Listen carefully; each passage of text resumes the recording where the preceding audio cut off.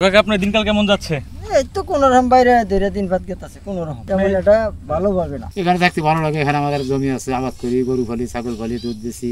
তাদের গরু রাখার যে জায়গাটা একদম খোলামেলা, তো এখানে তারা খোলামেলা ভাবেই গরুগুলো লালন পালন করে থাকে। তাদের এরকম ভাবে কোনো গোয়াল গরু নেই। আসসালামু আলাইকুম রাহমাতুল্লাহ। প্রিয় দর্শক, আমি আমার আগের একটি ভিডিওতে বলেছিলাম পরের পর্বের চরে মানুষের জীবনযাত্রার মান নিয়ে তুলে ধরবো। আজ আমরা আপনাদের নিয়ে যাচ্ছি সেই চর এলাকায়, যেখানে প্রতিদিনই মানুষ সংগ্রাম করে বাঁচে। চলুন দেখা যাক তাদের জীবনের কিছু বাস্তব চিত্র। আসসালামু আলাইকুম কাকা, ভালো আছেন? তো কাকা, এটা তো আপনার বাড়ি, তাই না? তো দর্শক, এটা হচ্ছে কাকার বাড়ি। তো আমরা এসেছি তাদের বাড়িঘর, তাদের জীবনযাত্রার মান কেমন সেগুলো আর কি তুলে ধরতে আপনাদের কাছে। তো আমরা একটু কাকার সাথে কথা বলি। তো কাকা আপনার দিনকাল কেমন যাচ্ছে? এই তো কোনরকম বাইরে ধরে দিন ভাত গেতাছে কোনরকম। তেমন এটা ভালোভাবে না। তো আপনার এখানে আপনি থাকেন কত বছর ধরে? এই 2 বছর। 2 বছর ধরে থাকেন। তো আপনাদের বাসস্থান কি এখানেই পার্মানেন্ট নাকি অন্য কোথাও আবার আছে? না, আছে এই দুহিলে আছে, কিন্তু তেমন এটা নাইতে ভাই। আমরা সৈরা মানুষই নিয়ে ছিলাম আগে, কোনো যে কোনরকম একটা ঘর তুলে থিয়ে দিচ্ছি। তারপরে পশু টশু উন্তার পালার মতো কোনো জায়গা নেই। এই জায়গায় আর কি গবাদি পশু লালন পালন করেন? হ্যাঁ। তো দর্শক, আপনারা দেখতে পাচ্ছেন যে কাকা এখানে এই বাড়িতে সে 2 বছর ধরে থাকে। তো এখানে কোনো কারেন্ট নেই। ঝড় বৃষ্টির দিনে কিভাবে থাকেন?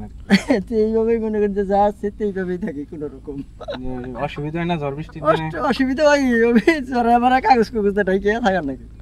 এই যে বন্যার সময় যখন নদীতে পানি আর কি অনেক পানি বেড়ে যায়, তখন এখানে কি আপনার বাড়িতে কি পানি ওঠে না? পানি ওঠে, তখন আপনারা কোথায় থাকেন?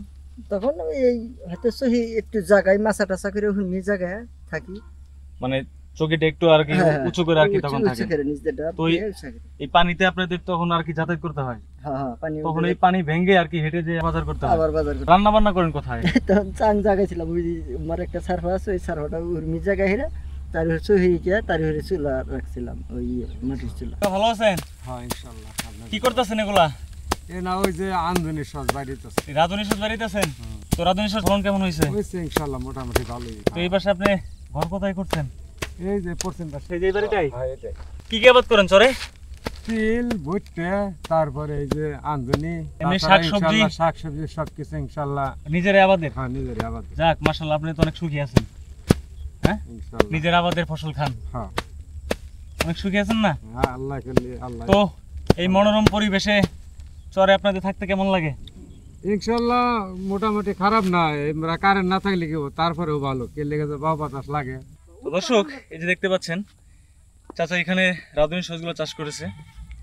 তো মাশাআল্লাহ অনেক সুন্দর রাধুনী সজ হয়েছে। আসসালামু আলাইকুম, ভালো আছেন? আলহামদুলিল্লাহ। তো কাকা এখানে থাকতে আপনার কেমন লাগে? এখানে থাকতে ভালো লাগে, এখানে আমাদের জমি আছে, আবাদ করি, গরু ফালি, ছাগল ফালি, দুধ দিছি। খুব ভালো একটা জায়গা, আমাদের জমা সম্পত্তি আছে। যাক মাশাআল্লাহ, এখানে তো আপনাদের তো কোনো কারেন্টের ব্যবস্থা নাই? না কারণে বসে না, সোলার তো চালাই, এই তো মানে সোলার ইউজ করেন এখানে? সোলার আছে। যাক মাশাআল্লাহ, তাহলে তো আপনি তো একটু আরামে আছেন। হ্যাঁ তো সোলার আপনাদেরকে ব্যাকআপ কতক্ষণ দেয়? সবসময় দেয়। সবসময় দেয়?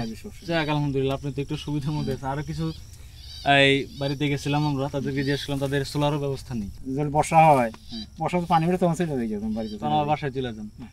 তো আপনার তো বাসা আবার ওই পারে তো বাসা আছে, তা আপনার ওইভাবে আর কোনো অসুবিধা হয় না? টেম্পোরারি খালি কারখানা করি, কন্দম হাইরে পাঠা দিই। আচ্ছা, অসুস্থ হলে কিভাবে কেমনি কি করেন? অসুস্থ হইলে এখানে তো সকাল দুধ নেওয়া যায়, বাজার ঘাট সুবিধা থেকে আছে, ছেলেরা আছে, ফোন দিলে মনে করেন ওষুধপাতি পাঠা দেয়, ডাক্তার পাঠা দেয়।